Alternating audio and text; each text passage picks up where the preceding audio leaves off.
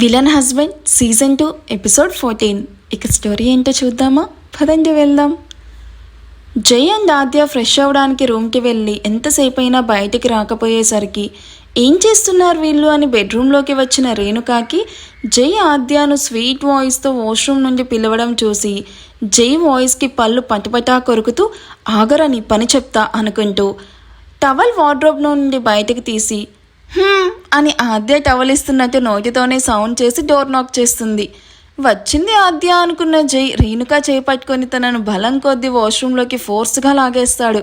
ఆ ఫోర్స్కి రేణుక తల వెళ్ళి గోడకి తగలగానే అది చూసిన జై కళ్ళు పెద్దవి చేసి చూసి షాక్ అవుతాడు. అమ్మ అంటూ తల పట్టుకొని ఇటువైపు తిరిగిన రేణుకాని చూసిన జై షాక్ నుండి తేరుకొని కంగారుగా రేణుక దగ్గరికి వచ్చి, అయ్యో మోమ్ నువ్వేంటి ఇక్కడ? అరే బ్లడ్ వస్తుంది, ఇలా రా ముందు అని రేణుక చేయి పట్టుకొని రూమ్లోకి తీసుకొని వచ్చి బెడ్ మీద కూర్చోబెడతాడు. ఫాస్ట్గా వంటికి బాత్రూమ్ చుట్టుకొని కబోర్డ్ నుండి ఫస్ట్ ఎయిడ్ బాక్స్ తీసుకొని రేణుక తలకి ఫస్ట్ ఎయిడ్ చేస్తూ ఉంటాడు. అమ్మా నొప్పిగా ఉంది జై అని తల పట్టుకొని పెయిన్కి బాధగా అరుస్తూ ఉన్న రేణుకాని చూసి, మామ్ బాధపడుకు, ఇదిగో ఈ ట్యాబ్లెట్ వేసుకో తగ్గిపోతుంది అని రేణుక ట్యాబ్లెట్ వేసుకున్న తర్వాత, నువ్వెందుకు వచ్చావు మామ్ నా రూమ్కి? అయినా ఆద్య ఉండాల్సిన ప్లేస్లో నువ్వెందుకున్నావు? వచ్చిన దానివి వాష్రూమ్ ముందు ఎందుకు నిల్చుకొనున్నావు మామ్ అని అడుగుతున్న జై వైపు చూస్తూ, నా దరిద్రం కొద్ది వచ్చాను అని జైని తిట్టుకుంటూ, అది అది నేను అదే జై, నిన్ను ఆద్యాని టెంపుల్కి వెళ్ళి రాండి అని చెప్పడానికి వచ్చాను. తీరా చూస్తే ఆద్య రూమ్లో లేదు, నువ్వేమో వాష్రూమ్లో నుండి టవల్ అడుగుతున్నావు, అందుకే టవల్ తీసిచ్చాను. కానీ నువ్వు నన్ను ఆద్య అనుకొని వాష్రూమ్లోకి లాగేసావు కదా అని పళ్ళు నూరుతూ పైకి మాత్రం 32 పళ్ళు కనిపించేలాగా నవ్వుతుంది.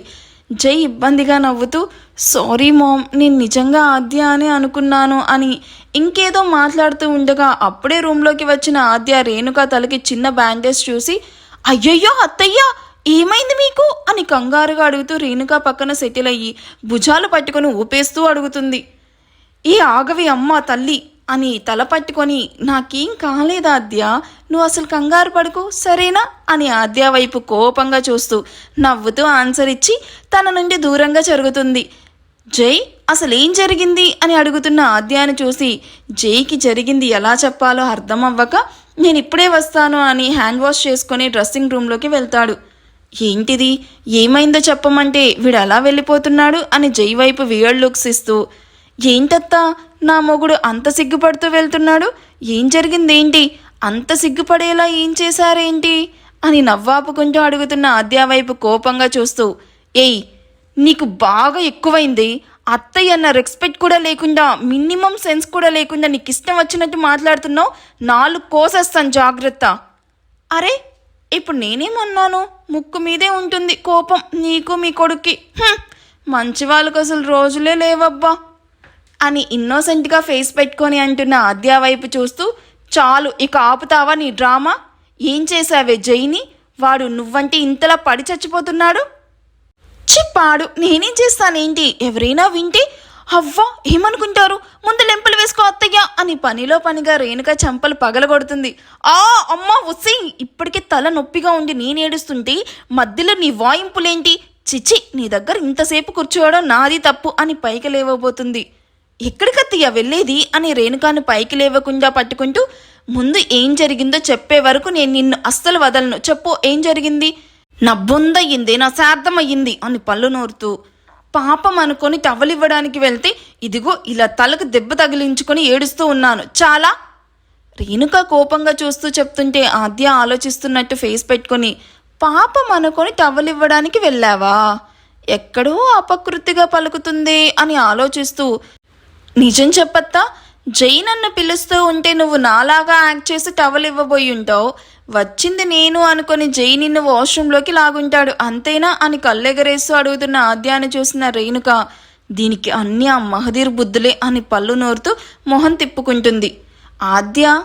ఆద్య ఇలాంటిది ఏదో జరుగుతుందని ఇక్కడ నుండి తను మెల్లగా ఎస్కేప్ అయ్యింది. బట్ జైకి రేణుక బలైపోయింది అని తెలుసుకొని తనలో తానే నవ్వుకుంటూ ఉంటుంది.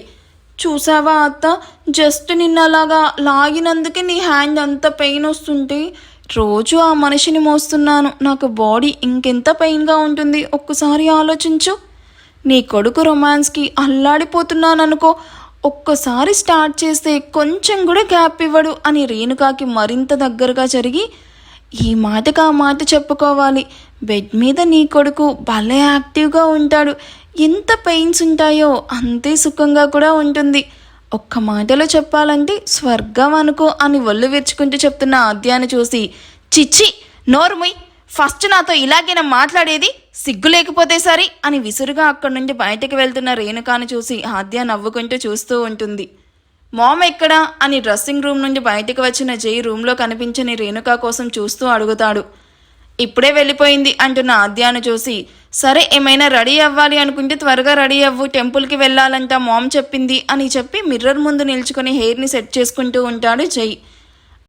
ఆద్య ఆలోచిస్తూ, ముందు వీడిని నా అత్త మాట వినుకుంటే చెయ్యాలి అనుకుంటూ, అది సరే కానీ ఏంటి అత్తయ్యను వాష్రూమ్లోకి లాగావట దేనికి అని సూటిగా వచ్చిన క్వశ్చన్కి జై తడబడుతూ, అది అది టవల్ తీసుకుంటూ ఉంటే అది రాలేదు, అందుకే కొంచెం గట్టిగా లాగాను, టవల్తో పాటు మామ్ కూడా వచ్చేసింది. ఆద్య జై ముందుకు వెళ్ళి నిల్చుకోగానే జై ఆద్య వైపు తిరిగి తన కళ్ళల్లోకి అలా చూస్తూ ఉండిపోయాడు.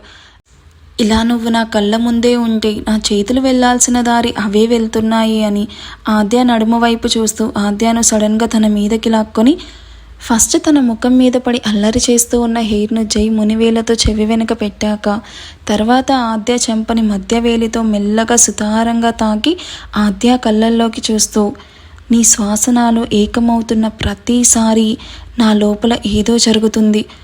ఆద్యను ఇంకా దగ్గరగా లాక్కొని తన వైపు చూస్తూ, ఇదిగో ఇలా నీ నడుము ఫోల్డ్ చేసిన క్షణం నా హార్ట్ బీట్ నా మాట విననంటూ నీ మాటే వింటాను అంటుంది. నీ మెడవంపుల్లో దాగి ఉన్న చిన్న ప్రోగ్రెస్ అని మత్తుగా ఆద్య మెడ దగ్గర స్మెల్ చేస్తూ, ఓ మై గాడ్ ఇదే నా వీక్నెస్, అది తగిలిన వెంటనే నా లిప్స్ ఇదిగో ఇలా నీ మెడని టచ్ అవ్వాలి అని అడుగుతూ ఉంటాయి అని ఆద్య మెడవంపుల్లో పెదాలు ఉంచుతాడు. ఇలా ఎప్పటికీ నీ శ్వాస పూర్తిగా నాదయ్యేంత దాకా ఉండిపోవాలనుంది ఆద్య.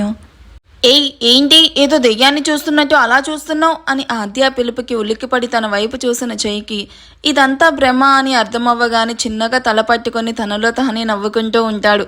అడుగుతుంటే అలా చూస్తున్నావేంటి, నిజం చెప్పు, అత్తని నేననుకునే లాగావు కదా, ఏంటి నీ గోలా, త్వరగా రెడీ అయ్యిరా అని మెల్లగా రూమ్ నుండి బయటకు వెళ్తున్న జైని చూసి కోపంగా జై వెనకే వెళ్ళి జై కాలర్ పట్టుకుని తన వైపు తిప్పుకుంటుంది. మర్యాదగా నిజం చెప్పు జై, వాంటెడ్గా ప్లాన్ చేసావు కదా వాష్రూమ్లో, చెప్పు ఏం చెయ్యాలనుకున్నావు. జై ఆద్య నడుము పట్టుకుని అక్కడే ఉన్న వాల్కి లాక్ చేసి సూటిగా చూస్తూ, నాకు ఎలాంటి ప్లాన్స్ లేవు, ఇంకోసారి పదే పదే ఇరిటేట్ చేసావనుకో నిజంగానే ప్లాన్ చేయాల్సి వస్తుంది, చెప్పు చెయ్యనా.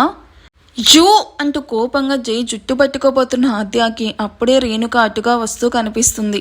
అబ్బా జై ఏంటి నువ్వు, మనం హాల్లో ఉన్నామని కూడా లేకుండా ఎక్కడ పడితే అక్కడ కిస్ అడిగితే నేను ఎలా ఇవ్వాలి అని అప్పటికే జై తనను వదిలేయడంతో ఇప్పుడు జైను వాల్కి నెట్టి పూర్తిగా తన బరువు మొత్తం జై మీద వేసి తన చేతులు జై మెడలో హారంలాగా వేస్తుంది. జై ఆద్య వైపు విచిత్రంగా చూస్తూ, ఏయ్ ఏం చేస్తున్నావు, దూరంగా జరుగు అని ఆద్యను విసురుగా వెనక్కి నెట్టబోతూ ఉంటే మీ అమ్మ చూస్తుంది అని కళ్ళతోనే రేణుకాను చూపిస్తుంది ఆద్య. రేణుకాని చూసిన జై, అబ్బా నాకేంటి టార్చర్, ఇది ఇంత క్యూట్గా ఇంత దగ్గరగా ఉంటే నన్ను నేను కంట్రోల్ చేసుకోలేను అని తిట్టుకుంటూ పైకి మాత్రం నవ్వుతూ, ఏం చెయ్యను స్వీట్ హార్ట్, నువ్వు అంత క్యూట్గా ఉంటావు, మరి త్వరగా నాకు ఇచ్చేస్తే కిందకి వెళ్దాం అని ఆద్య లిప్స్ తన మునివేళ్లతో లాగుతూ అడుగుతాడు. రే యాక్షన్ చెయ్యి అంటే ఓవర్ యాక్షన్ కాదు అంటూ నవ్వుతూ కోపంగా చెప్తున్న ఆద్య మాటలు గాల్లోకే వదిలేసి ఆద్య అప్పర్ లిప్ను ముందుకి లాగి తన రెండు పెదాల మధ్యలోకి తీసుకోబోతాడు. అప్పుడే రేణుక కోపంగా జై అని అరవగానే ఇద్దరు రేణుకాను చూసి దూరంగా జరుగుతాడు. మిమ్మల్ని టెంపుల్కి వెళ్ళమంటే ఇక్కడేం చేస్తున్నారు అని అప్పుడే వాళ్ళని చూస్తున్నట్టు అడుగుతున్న రేణుకాన్ని చూసి ఆద్య, అబ్బచ్చా ఇప్పుడే మమ్మల్ని చూస్తున్నట్టు ఏం యాక్ట్ చేస్తున్నావత్తా, అయినా నీకు నేను థ్యాంక్స్ చెప్పుకోవాలత్తా, ఎందుకో ప్రతిసారి నా విలన్ హస్బెండ్ నుండి నువ్వే తెలియకుండా నన్ను సేవ్ చేస్తున్నావు. వెళ్తున్నా మామ్ అంటూ కంగారుగా అక్కడి నుండి వెళ్తున్న చేయి పట్టుకుంటూ వెళ్ళొస్తాం అత్తయ్య గారు అంటూ వయ్యారంగా నడుమోపుకుంటూ జైను అతుక్కొని కిందకి వెళ్తున్న ఆద్యను పళ్ళు నూరుతూ చూస్తూ ఉంటుంది రేణుక.